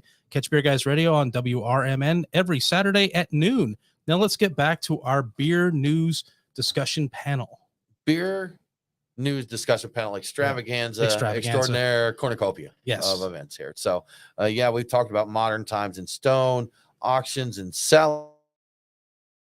Happen with some established breweries. One thing I should interject because it came to mind after I'd written up most of this is that Melvin is actively That's looking correct. for That's a right. potential Yeah. partner, but they are not in financial dire straits, so they may not do anything with it, but they are looking to potentially sell. So that's They're open. They're open Yeah. to discussions there, right? so they may be the next ones that go. It's possible. It's like as a recruiter, I call. It's like, hey, I got this great job. You interested? You're like, well, I'm always interested in hearing what's up. You know, we'll see what's going on there. I mean, they had some management. They did. They did That's have some amazing. Had or management. have. I don't know if it was. Yeah. Yes. And we had Melvin, and I forget that was years ago, but we had him join us on the show, the owner, and it was wild. I'll say. So, Yeah. like I remember going to GABF and they had looked like a Wonder Bread truck or ice cream truck, the truck from Killer Clowns from Outer Space, whatever it was. But they were driving around just like standing on the roof, shooting off t-shirts and just being, generally crazy there, just wild. And they talked about when they got their t-shirt cannon and checking it out. And he said, the essence of it was if you shoot a cup of yogurt out of a t-shirt cannon into someone's chest, like at point blank range, it does hurt. Was basically what he said. So just a wild In show. case Wild you were show. wondering, that's the kind of Yes. information you'll only get on this hard-hitting show. It's good info. Yeah. It's good info. Big news in New Jersey. Big bad news in New Jersey. So the headline of this one is basically craft beer is losing ground. And the essence of this story is that New Jersey enacted what they're calling a limited brewery special ruling. This greatly limits breweries' ability to host events and private parties, and breweries can no longer serve coffee, serve food, including having food trucks at the breweries. And there's no special happy hours pricing, no free drinks. So they just really made them. They Hamstrung really them. just got them. Now, Brian, one thing I couldn't find in looking this up, and maybe you did because I know you looked at this a little more. Why? So it wasn't very clear as to why, but the speculation online was the Restaurant Association was very tired of having to compete with these breweries. Apparently, the restaurants pay up to like $1 million for a license to serve alcohol, and these breweries are getting by with a lot less. So I think it's probably a case of their local system is abusing the restaurants, and the restaurants, instead of taking it out on the system, are taking it out on the breweries, is what I think it might be. Which is not an uncommon tactic. Yeah. Anywhere you go, whatever you get into. Yeah, it's easier to fight the breweries than it is to fight the man, basically. I think- Uber and taxi cabs and, Exactly. and all this kind of thing. Exactly So, right. So, breweries have been gaining a lot of ground recently in terms of legalities, especially they got some special concessions with COVID. Do you think we're going to start seeing some of that clawed back, basically, like some of the ground that breweries have gotten? I mean, it's always a possibility. It's something that kind of realized later on in life was that, all these things that you think, why is this so messed up? Why can't we do this? Why? And we is not just breweries, just in general. And then you realize there's somebody in the way. There's somebody who wants it that way. Yes. And the people that wanted it the way things were before probably still want it that way. And nothing's ever safe. And it's not to get political, but it's like, abortion bans are like, if a 10-year-old can't get an abortion in Ohio, like, I'm going to cut this how part is- out, FYI. Just letting you know ahead of time. So. This is getting dangerous territory. Yeah. This is beer. This is beer. All right, but I'm saying If you'd been I talking feel about ya. a beer shit, I it'd be feel ya. different. A No. beer But shit. But if a 10-year-old can't get an abortion in Ohio, what makes you selling a 6-pack safe? Like, that's.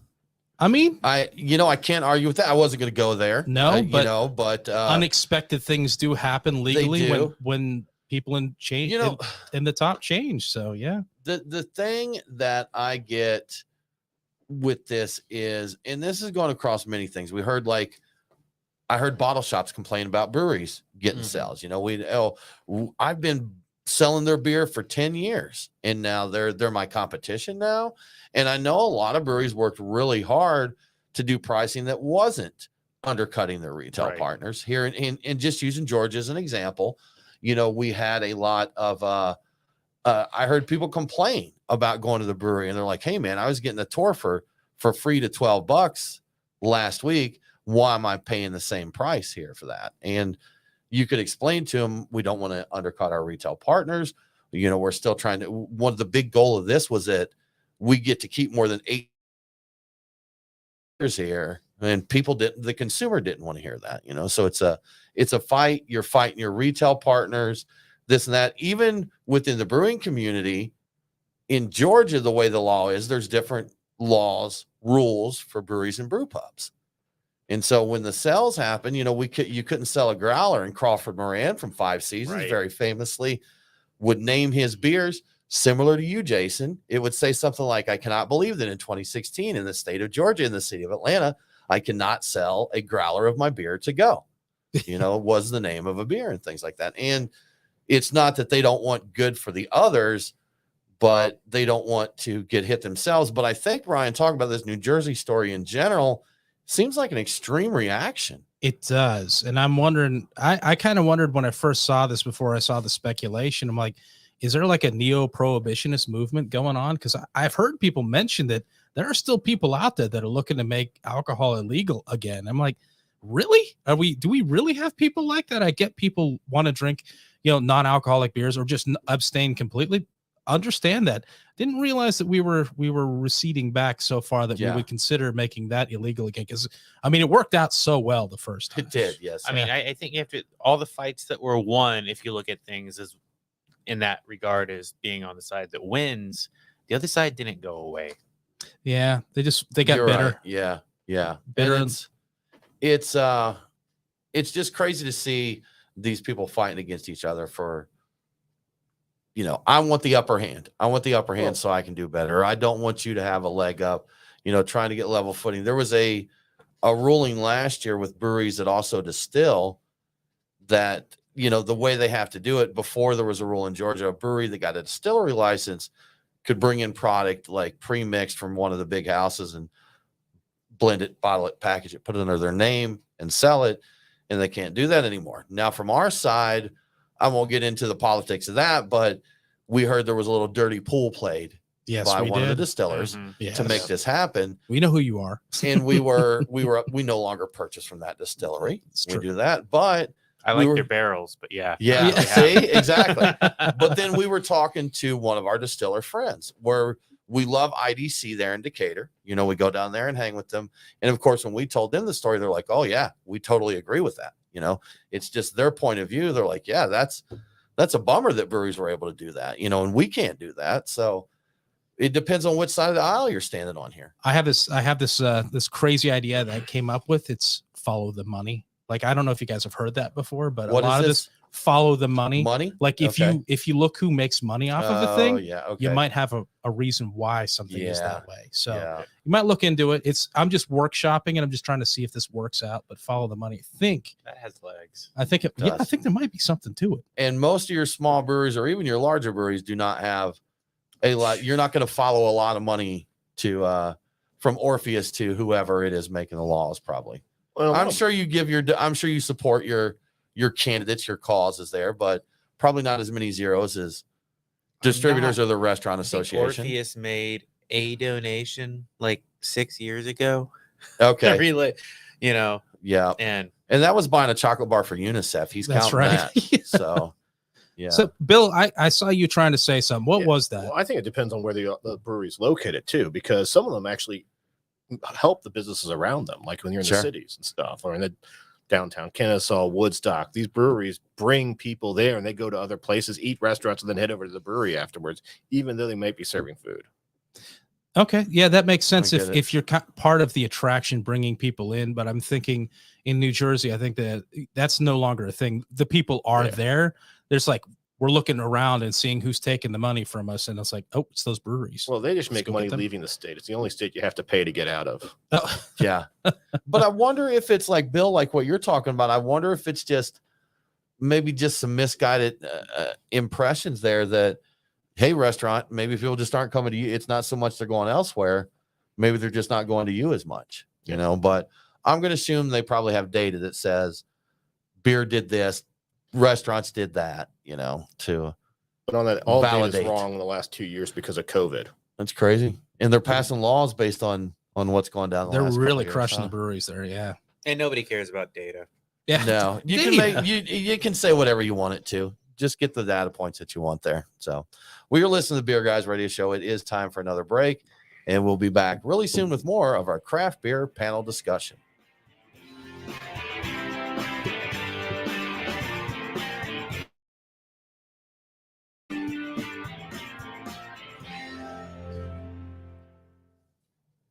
I was going to stretch that outro out even more just to our craft beer panel discussion with Jason Pellett of Orpheus Brewing and Bill Boyer, the beer insider brewmaster. Who recently figure- won many, Yes. many awards at many Use the whole competitions. segment just on the outro. The meter master, meter meister. So we're gonna get into your beer today? Yeah. Oh, yeah. Yeah, whole you know core what? I stuff. think so. We probably should talk homebrew stuff. In the Yeah. last segment, Yeah. so We gotta give Bill a little Yeah. time to talk in here. That's the only reason I came. That's right. Understandable. I gotta get the Pretty good. homebrewing We got through perspective. Several of your subjects. I just want Bill's homebrew. I've heard it's good. Well, he has won a lot of medals. I mean, he's I didn't yet bring to. any of the good stuff, though. Oh, Yeah. he's like, oh, I know these guys. I'm I not haven't bringing got them a in. recent update on the guild. Jason, do you know the latest and greatest on the guild? I'm not even a member right now, Oh, terrible. but I am with the DEI panel group is starting to work tomorrow, and I am going to be part of that. So Is it a group for the guild? A DEI Yeah, group within the guild? right. Okay, cool. So that's all I know. I haven't. All Yeah, right. I haven't haven't been to a think- meeting in years. I haven't heard much. When was the last time we saw Mr. Cortez? I mean, it wasn't that long. I saw him. Well, in we saw him Kettle here, Rock. didn't we? Yeah, he was here. I think he just happened to be here one day randomly. I saw And then him you saw him at Kettle Rock for their when you went out. anniversary. Yeah, and we weren't really talking. Well, Yeah, we might have talked Talking a little shop. Yeah, bit, not too much, and Right. it was a long day. gotcha. Understandable. Ooh, coffee IPAs. That's right. Sorry, Adam. What thoughts?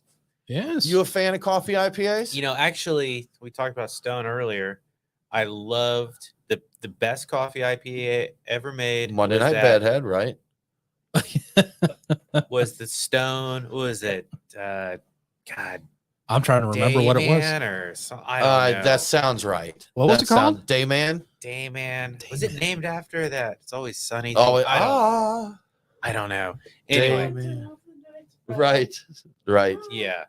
The Anyway, that beer, I had that at very memorable, I guess. I had that at what's that place in DC? Anyway, Church Key. Church Key. Okay. And damn, that's actually a beer that I think inspired Coffee Minotaur. Okay. I've got a bottle Alright. of coffee Minotaur still Yeah. at home. And it's just like, oh yeah. Did you I do think some unlabeled cans of Coffee Minotaur, or was that something I did else? labeled cans of coffee. I got Minotaur. some blank can. They were giving them out one time. We were there. They're like, maybe they were low fills or Oh, something. maybe. And they're like, hey, that's a coffee sour. Take some if you want it. Oh, All or right. Yeah. maybe that may have been. We actually did like a non-barrel aged coffee sour called the Cold Ground. Was that? I'm not sure. I'm not And sure. that but would yeah. have been. That sounds familiar, but that's been So there a minute. wouldn't have been any unlabeled coffee Minotaur. Okay. So What do you guys think of this? I that finished the mine off, sour? but I thought it seemed pretty tasty to me. What do you think? I get other fruits. in this. Other fruits I like get so this is cherry, barrel aged cherry. it just or says sour red ale. Okay, because I get maybe some cherry, maybe some apple in there. Yeah. This was it says read a blissfully fruity aroma wafts from the glass. Is it wafting from It the is glass? wafting a little bit. Yeah. Waft. Yeah, I got fruity. The acidity was up there, and I enjoyed it. I was not paying as close attention to it because I was talking, but I was enjoying the heck out of it while I was drinking it. So I'm about to get up in these Boyer brews. that's right. Oh yeah, we should do some of I this. it was fun. It was like, we were talking about bombers. It was like, oh, it's Minnesota. That's why it's a bomber. Minnesota. That's the interesting thing. So we will talk to folks in some interesting places that don't have quite the beer nerd culture, and we'll see bottles like this. We'll see see bottles in general, or pickles in a pint. There's actually limitation that this is one of the allowable formats to sell Thanks, man. to go Appreciate from a you. brewery in Minnesota. Oh, Okay. I don't think you can't sell a 6-pack. really? Brewery. Okay, I had no idea. Laws, man, so crazy. Okay, I mean, Y'all, we want to give a shout out to our friends that hook us up with some snacks. oh yeah, If you're looking for fine pork rinds, well, go to the Nest in Kennesaw, Georgia, and true. get them fresh. But if you can't do that, hop on the internet or look at your store. This is the chili Southern cheese one. Recipe Yeah. Small Oh, Batch Yeah, is a brand, but they said porkrinds.com. yeah. That's How easy, Brian. that's who I've been talking Porkrinds.com. to. Cheese. They got chili cheese. They have Korean kimchi barbecue. Spicy They have dill. spicy dill. They have just good old cracked black pepper, Brian. What's the other flavors? Pineapple ancho chili. Pineapple ancho chili. They've got a It's salt. crazy. I think they got a black pepper or salt and black pepper one. Did you mention I that did. one? So And I'm trying to think. They might even have yet another one. They're all extremely good my favorites recipes. are the Korean kimchi barbecue, and I also like the spicy dill. Spicy pickle or spicy dill is my favorite, Yeah. but probably the Korean kimchi after that. So Yeah. I'm flipping it with you, but I like both of But those. check them really out. Bill, what do we got here, sir? Bill, So this is this blue. Tell me is- about it. It's blue. It's one of my weird ones I've done. It's one of my lawnmower meads. It's a Glacier Freeze Gatorade mead. Meaderade. I call it Meaderade. Did you use actual It's an actual Gatorade into it, in yeah. this? So was Gatorade all of the liquid? Yeah, so basically, it was back sweetened with some of the Gatorade mix. Okay, to get gotcha. to it, needed to be with All right. meads and ciders. A lot of times, you'll ferment it out, stabilize, and bring back some sweetness because I've a lot of heard the times back- pretty it- low. So Dry, right? yeah. So This way, you got it. I got an There you extra go, Nate. bottle of that too. It's funny because most people are like, "Oh my god," and then they taste it like this isn't really bad, It's and some people really like it, It's kind of like Gatorade. There you go. Yeah. You get a little bit of that honey sweetness with it too. So this is good. This is good for me to drink after I've worked out heavily, right? Exactly. It Not has for got a run. electrolytes. Okay, yeah, it's got what plants crave. It's got electrolytes. Yeah. We had hard Mountain Dew recently because we do stuff like that for some reason. And in all honesty, it tasted like a diet Mountain Dew. It did, yeah. Yeah, That's worse than regular Mountain. it is. Yes, it is. Yeah. The weird thing is it's like 5% and sugar free. Yeah, I'm like, if you're doing a hard Mountain Dew, why would you do it low alcohol? Well, this Mountain is Dew- 7%, just so you know. What is it? This is 7% Okay. ABV. Okay, gotcha. you need to do a Mountain Dew mead. That's what needs to happen. Bill, let's do one more before we go back to the show, and then we'll sample some during the segment as well. do You the choose. it's the mead should be You called do choose. the Berserkers. DEW Bob, the Berserker. Okay, here we go. From some New Jersey info. Thanks for sharing, Bob. New Jersey brewers could never sell food. They just added that they can sell snacks. They're taking a big hit now on how many events they can do and taking away the food trucks being at the breweries. All the breweries I've been to in New Jersey always push getting food from local places. Okay. See, that's what I Okay. was wondering, man. It's like, and you know what? There's breweries I go to. We were talking about Variant earlier. They kind of have a pseudo partnership friendship with the pizza place up the way. Oh, you can call You it know, in and they'll so- just bring it over to Yeah. you. Yeah. And that's actually a pretty good arrangement, I would say. Yeah. Now the problem is some places I know some places will get a Bring people that back won't up go and if let they me can't take get some food notes while on they're that. there because people are conditioned now. I'm going to go to the brewery. What food truck do you have? I'm not going to go to a place that I can't get some food and eat and drink at the same time because I mean to some extent it seems like the breweries, the tap rooms have kind Oh, of the rattle. they and serve the as a heat restaurant sex, these days. They're Yeah. like they're more than just tap rooms. So Appreciate you. Yeah, I wish we had a kitchen. I mean, we did a grill outside for a while, but that was hard to manage. And But you now we do. Now we always What's have that? the heaps. When heap we come back in, pies. I'm gonna have you pop. Oh, you it got up the so heaps, can- because I can love the look. hot dogs you were doing. Or did you Yeah. stop doing those? Those were We, awesome. Yeah, we stopped. That was You did a lemon pepper wet dog, didn't you? Yeah, and I never went got down to try get it. that. Did you It get was it? good. Yeah, I liked okay. it. Yeah, they stopped doing Yeah. it. You missed out, Tim. I did. Yeah, I mean, I we did. eventually cut down. Like we had to have 2 people cooking to do 7 days. We eventually one person left, and so we cut down to 5 days a week. And then he wanted to start his own food truck.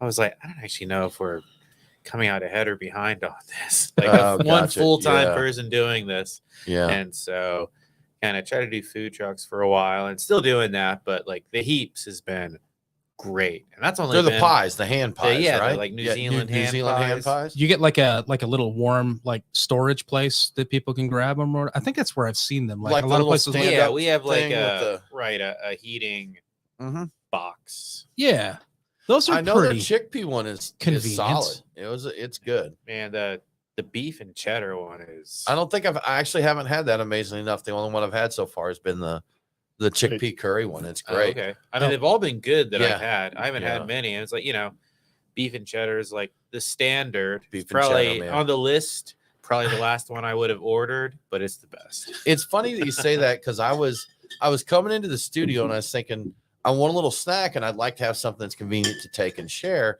And I was like, man, every place, like literally it should be written of some sort. Yeah, that'd be great. Whether it's Taco Bell, whether it's Captain D's, give me a seafood Give me a empanada, cat man. food. Yeah. Cat Let's food. do it. Cat food. Cat cat food. yes. A cat food empanada. I'm Pet- down.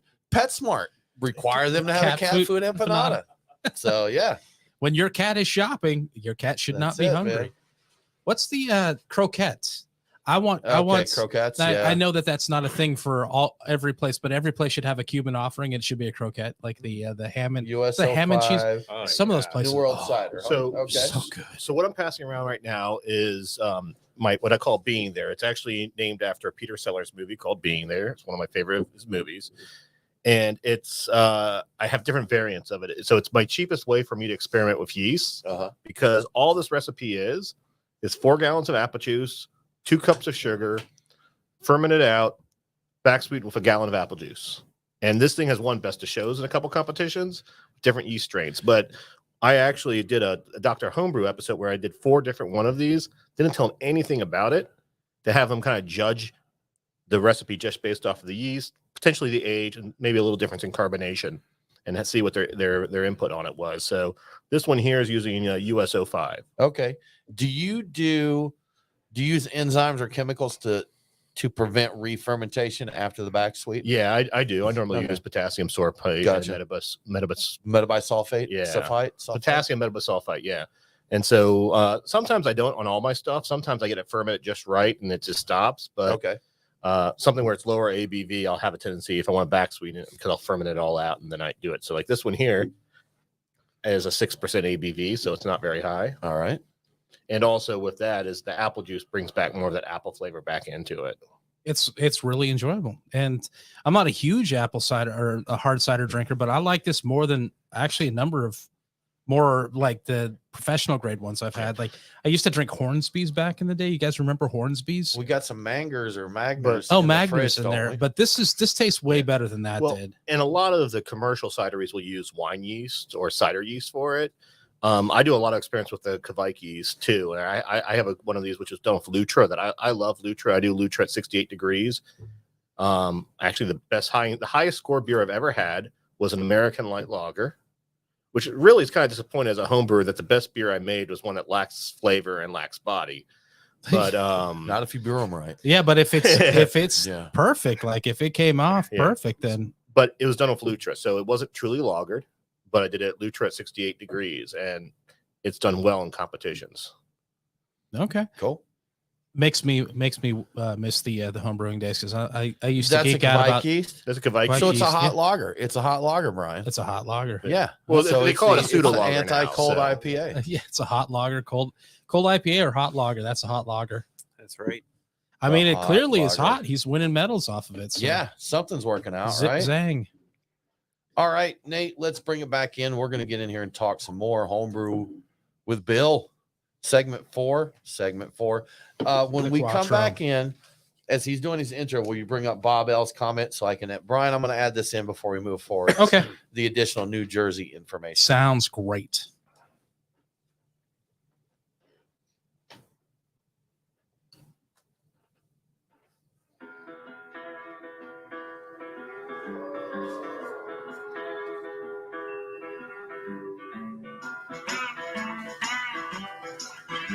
Follow the Beer Guys on Facebook, Twitter, and Instagram. Your revolution is over, Mr. Lebowski. Condolences, the bomb's lost. Now, back to the Beer Guys radio show.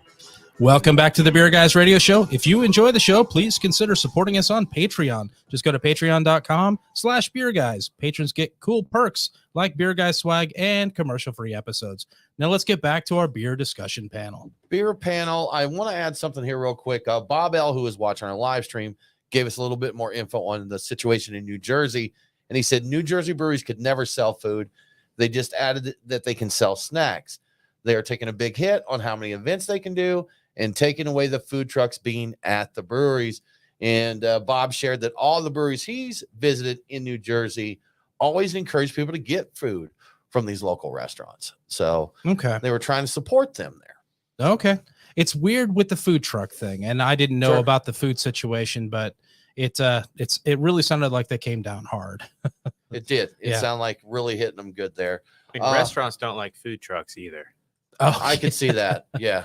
Yeah. They shouldn't be as threatened by them because have you noticed how expensive food trucks are these days? They might as well go to a restaurant.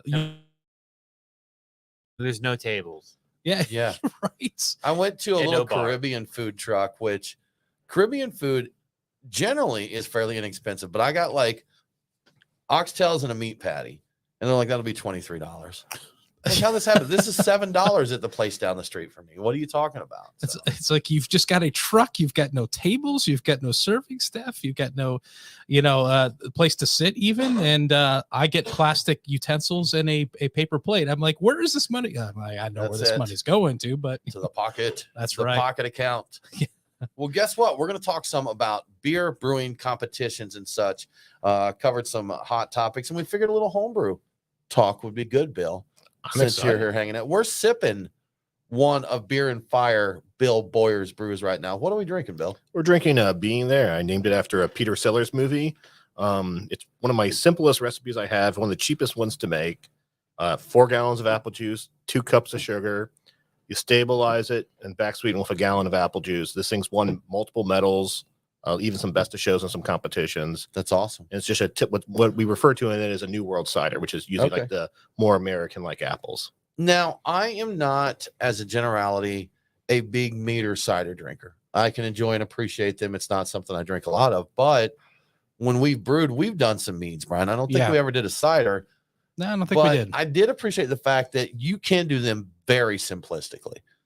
Really, if you wanted to do it, we did our mead recipe. We used Fleischmann's yeast Yeah. in our mead. Joe's so you- ancient orange mead recipe. water, roughly. Yeah. water, honey, and bread yeast, and you can have a mead there. And And, I think you had to put some form of citrus in there and like raisins or something to as Yeah. kind of a yeast nutrient. Oh. And it worked. And the reason it was so good is it was a very sweet mead because that yeast is not optimized to chew through that kind I of mean, thickness. Our incarcerated friends let us know that if you've got like an empty grocery bag and you've got somewhere you can stash behind a toilet, you can brew. Oh yeah. So yeah, Get there you some can get some make it old happen. stale bread. You can Which make is it the way happen. Bill started out. That's actually. right. Yeah. In And just jail. in case any mead people are here, raisins do not give you any nutrients for your yeast. Do they not? They do not, No. because I believe that is exactly what we were told, that it gave you some nutrients. I for the- mean, yeah, they say, for the hey, thing, add it, yeah. but you have to add so much raisins to make it worth it. You'd be having, raisin juice probably. raisin meat actually sounds good. You know what? Actually, We I have should have one. I put didn't more bring in there. one, but I do Okay, have one. that sounds I good. put I think I'd 5 be down pounds of with that. raisin into it. But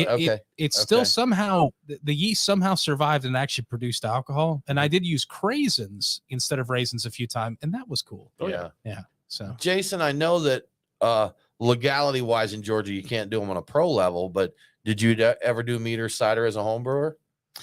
No, and there actually was a time period before when it didn't look like laws were going to change. I was thinking about just opening up a winery. I Yeah. mean, Okay. legally a winery, but to do cider and mead. All right. Um, Cool. Well, and technically, I believe breweries can do ciders if it's under a certain amount of alcohol. If I believe in Okay. Georgia, I might be mistaken on that, but I If believe that's true, I don't know. 'cause I think believe I've seen so- some. I've seen some. I think it may breweries be do the other way around. I think a cidery can do you know what? I'm I'm not not 100% 100% sure. mangle it if I Yeah, try and Because that say, would, but because I think cider, at least federally, is just always wine. So I don't have a federal wine think license. You could do a braggot though, right? I can do a braggot. Okay, that could Okay. be interesting. Yeah. I think it was either a cider maker or a mead maker told me one time that if all you're under some certain license in the state of Georgia, you have to stay under like 6%, but you can also do other beverages. I don't remember the exact details, but Atlanta Hard Cider Company has beer and cider on tap. Hmm. So Well, we've okay. been there, so they've got both on. I even you know, want to on say. tap I there. want to say Treehorn has a beer too on tap there. I think. See, So I yeah. believe it's something about the So there's alcohol something percentage, but I there. could be Huh. mistaken on There's that. something there then, huh? There, I mean, if there wasn't, everybody would open up as a brewery, or the other way around. I think that's the reason why we've got Maybe it's just- locally we've got the Well, differentiation. Even like Viking Alchemist, which is a meadery and a brewery, they actually had to put tape on the production floor to Okay, say gotcha. this is the brewery side Oh. versus This this is is- the meadery side. It's yeah. so ridiculous. It is. Yeah, that physical separation there. I think it's the same way, like if you do an alternating proprietorship as a brewery, there has to be space that is the other brewery. It has to be marked off. And I think it can be as simple as tape or paint on the floor. And this is Brewery A, this is Brewery B. I thought it was a case, and I could be wrong, where they just couldn't both operate on the They same can't, day. but like Yeah. as far as like tanks and storage and stuff goes, they have to be, Oh, you know, okay. they have to be the nice thing about tape is you can tear it up off the floor and move it Move it, on a daily basis. As to- expand, grow. exactly. It's Right. like this Sure. tank is now in that. We could come in and throw a brewery expansion party, and they invite everybody in, and they cut the ribbon and they just move the tape like 6 feet over They cut there. the ribbon and then just drop it on the ground, and that's the new tape. Woo. Yeah. Then the Congrats other to us. brewery in the space does it the next day. That's Eh, it, man. ex- Party all the time there. Party constantly. That's a great idea. That's a I would like to wish our New Jersey brothers and sisters to look for creative ways to circumvent this stuff, because all laws, nothing's bulletproof. Apparently, Minnesota maybe just legalized edibles because the GOP didn't read a bill they signed. Was that real, or was that an Onion article? Did Was you it eat onion? real? Did I I think eat you the ate onion? the onion. Is Did I it eat real? the It onion? was real. Was it real? It was like one GOP person voted for it without actually reading it. And it was enough to Didn't pass it or realize. Yeah. something like that. Okay, Yeah. that's fantastic. You know, that is my excellent. advice is just make thicker stouts. That's Yeah. it, man. When all else Make 'em fails, thick. boil You don't longer. need it right. Yeah, And right. You don't need food. That's it. It man. is liquid bread. I mean, and there are people that do fasts on. Usually, it's a what's the It's not not a on dunkel. 13.9% stouts though. I No, don't it's think so. not. But it is a doppelbox, I think, or box or doppelbox that Yeah. people frequently do, like the beer fasts on over Lent or something like that. I've heard about this happening. I mean, in German abbeys, Yeah. there's Well, the Trappist. Well, there was I think there was a beer rep from I want to say West 6th maybe, that every year has done a beer fast where and I don't know Lent, and I'm not Catholic, but like 30 or 40 days where he does nothing but drink beer every single day, has lost weight Right, doing it, yeah, which I is read about crazy that. to think about. So I saw you get something fresh out of the fridge over I there, did. Tim. I wanted What's to get this happening? while Jason was on, and we're going to come back to some more. But Jason brought a beer in for us here. The Fragmentation of Silence, which is Yes. your Oud Creek. That's right. Correct. Bill, you want to drink a little Oud Creek? And then jump back on a little more beer and fire. So, Bill, while we do this, we want to talk to you about brewing competitions. You've done one or two, correct? Yeah, I've done. I haven't counted as much. I haven't hit 100 yet, but probably next year I'll hit 100 competitions. I think. But metal wise, you're triple digits there, I'm right? 230 or so. Okay. I think. I'm so far at 122 this year. That's crazy. That's crazy talk. And medals are one thing, but it's also about who you're competing with. You want to. Hey, I want a medal, and there's only 3 other things in that bracket. Well, guess what? I mean, that's nice. I still got the medal. I'm happy I got the medal, but it doesn't mean as much when except when I maybe beat like 30 people or 17 people, or I know that number 2 is someone I've seen in other competitions and I beat him. Like, for example, we saw Donald talk earlier up there, Suck It Bill. Well, he beat me and he was proud of it. He saw my name. Yeah. So, and then that's the great thing about the homebrewer community is that we cheer for each other even when we get beaten. We especially when you're, for a lot of people, you're doing this stuff, you're like, hey, congratulations, you won. I want to compete with people who are better than me to prove to myself. And a lot of the homebrew competitions are, as I said, my Rocky Balboa kind of moment of montage of training to hit some of the bigger competitions, So like Glint Cap, which is a cider competition. I placed in there this year. It was great. Last year I didn't, and it's the biggest cider competition in the world. And I had two of my ciders place. I got my first national homebrew conference this week, or not this week, but this year. I got one of my meads and one of my ciders did. So those are some of the cool things. I have other things like Mazer Cup. I hope to one day win a Mazer. That's the big mead competition. That would be cool. Yeah. And so a lot of it's me again about getting feedback from the judges too. That, one thing I always enjoyed was going into these and competing with good people. I always hated to be beat, but I'm like, if this guy beat me, I want to drink his beer. I want to see what I can do to get better and do more. Bill, we've ran our mouths a lot and we're running short on time, but you're actually hosting a competition here in Georgia. And what's the name of your competition, Bill? It's the North Georgia Homebrew competition. It's also northgeorgiahomebrew.com. Okay. And it's we're judging next month. Right now the registration's open. So if you're a home brewer, feel free to submit. And our award ceremony is going to be at Schoolhouse Brewing on September 10th. Excellent. Don't have to be a Georgia home brewer. If you're a home brewer, you can enter. Correct. You can enter. That's correct. And you know what? We're going to have you back, Bill, because we got more we want to talk about, but we have run out of time. Bill Boyer, Beer and Fire Brewery, cider, mead, beer, brewer extraordinaire. Jason Pellett, Jackson Poulet, Jackson Poutine, brewmaster, Georgia. Thank you both so much for joining us. We really appreciate it. Thanks for having me. Absolutely. Awesome. It's for the beer bill. For the beer bill. Thanks for the beer bill. Thanks for the beer bill. Well, that about wraps it up, Brian, for this episode of the Beer Guys Radio Show. Join us next week as we talk to Devil's Club Brewing out of Alaska. It's going to be fun. Our first Alaska brewer.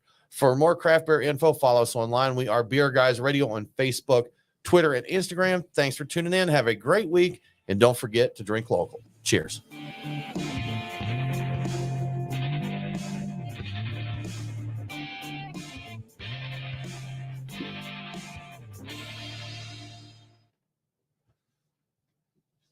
I had the best intentions of that fourth segment being all homebrew, and time went away there. It went by quickly. Yeah, I try to watch it, but it always.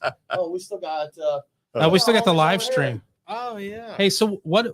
There we go. North Georgia homebrew competition. Valerie. That's right. Boyer, they're helping out. Out. Thanks. I realized so much for sharing that. I haven't actually had your beer yet. Well, we're going to get into it in a minute. Because it's the ghost pepper beer. Oh, it's been open though, so it's going to happen. That's fine. This beer is. And we didn't get to it during the show, but we are definitely getting the 12th flavor. That is opening. We are opening that for sure. Definitely happening. This is the one that Tilquin. Nah, he's wrong. Yeah, he's nuts. That's what he doesn't know what he's talking about. Has that guy even ever done? I said, shove it up your ass, Pierre. That's right, Pierre. So. What do you know? So so what is this I'm drinking now? Just 1 and 2 years spawn with sat on Serbian Obosinski cherries for about I think 4 or 5 months. And I'm happy it's in a bottle. I can cap that. Fragmentation of silence. This is delicious. There's man. There are dregs in the bottle. Oh, don't worry. I've learned how to sanitize those things.